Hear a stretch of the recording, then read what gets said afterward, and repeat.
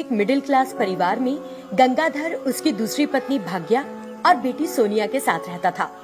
सौतेली माँ भाग्या की जान बचाने की कोशिश में सोनिया का एक पैर कट गया था। तब से वो छड़ी के सहारे चलती थी। सोनिया को उसकी सौतेली माँ पसंद नहीं करती थी और हमेशा अपने कड़वे शब्दों से उसे ताना मारती रहती थी। एक दिन जैसे ही भाग्या हॉल में आती है, वो अपनी बेटी सोनिया को ढूंढने लगती है और कहती है, मेरी बेकार एक टांग वाली बेटी, कहाँ हो तुम? अब तो घर में दिखती ही नहीं। क्या फिर से कोई बीमारी का बहाना बनाकर सो गई? और फिर वो और कमरों में आके झांकती है, लेकिन वहाँ कोई नहीं होता। क्या हुआ? ना तो बेडरूम में है और ना ही हॉल में। कहीं मुझसे परेशान होकर भाग तो नहीं गई? तो भी क्या, मैं तो तब भी खुश हूँ। अगर चली गई तो अच्छा ही है, कम से कम हमारी जान छूटी। ये सोचकर वो बाहर आती है और देखती है कि सोनिया उससे थोड़ी दूर कुछ बच्चों को खेलते हुए निहार रही है। मेरी दोस्त आसमान में पंछियों की तरह उड़ा खेल सकते हैं, लेकिन एक पैर न होने की वजह से मैं यहाँ इस तरह अकेली बैठी हूँ।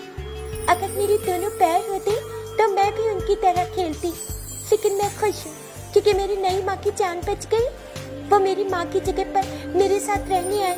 अगर उन्हें कुछ हो जाता तो मैं फिर से बिना माँ की हो जाती। इसीलिए जो हुआ अच्छा हुआ। वह ऐसा सोचती रहती है कि भाग्या बाहर आती है और सोनिया को वहाँ बैठा देखती है। तेज धूप में ऐसे क्यों बैठी है? बुखार पकड़ लेगा और फिर फल और सब्जियों पर हमारा खर्चा करवाकर हमसे अपनी सेवा करवाएगी और खुद आराम से बैठकर टीवी देखेगी। ऐसा कुछ नहीं है माँ, मैं बस अपनी दोस्तों को खेलते हुए देख रही हूँ। हाँ तो देख ही क्यों रही है? जाके उनके साथ खेल ले।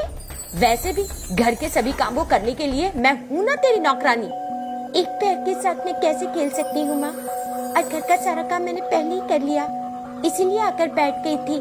ठीक है, तो फिर जाओ और मेरे लिए एक चाय लेकर आओ। ठीक है माँ। फिर वो अपनी छड़ी के सहारे रसोई में चली गई और चाय बनाकर अपनी सौतेली माँ के लिए लाई। माँ चाय ले लो। अरे चाय में कितनी ज्यादा चाय पत्ती मिला दी। क्या तुम चाहती हो कि मैं इसे ना पी पाऊं? हाँ? नहीं माँ, मैंने तो हमेशा की तरह ही बनाई है। जब तुम एक चाय बनाना ठीक से नहीं जानती तो कोई तुमसे अच्छा खाना बनाने की उम्मीद कैसे करे? कल जब तुम्हारी शादी करके तुम अपने पति के घर जाओगी तो लोग तुम्हारी वजह से मुझे ही कोसेंगे। वो गुस्से में रसोई में जाती है और सोनिया को मारने के लिए लोहे की छड़ को गर्म करने लगती है। सोनिया ये देख बहुत डर जाती है। मुझे इस लोहे की छड़ से मत मारना, अगली बार ठीक से काम करूंगी, मुझे मत मारना।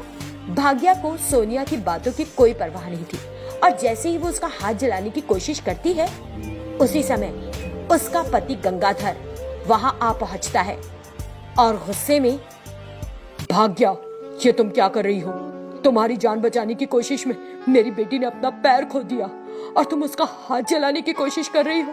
कितनी बड़ी एहसान फरामोश हो तुम। फिर भाग्या रुक जाती है और उस दिन के बारे में सोचने लगती है जब वो बच गई थी। वो याद करती है कि जब माँ और बेटी दोनों बाजार से लौट रहे थे तो एक कार ने उन्हें टक्कर मारने की कोशिश की। सोनिया ने भाग्या को बचाने के लिए एक तरफ धक्का दिया, लेकिन इस सब में अपना पैर गवा दिया। मुझे माफ कर दो सोनिया, मेरी याददाश्त बहुत कमजोर है, बहुत कमजोर। तब से वो अपनी सौतेली बेटी की अच्छे से देखभाल करने लगी।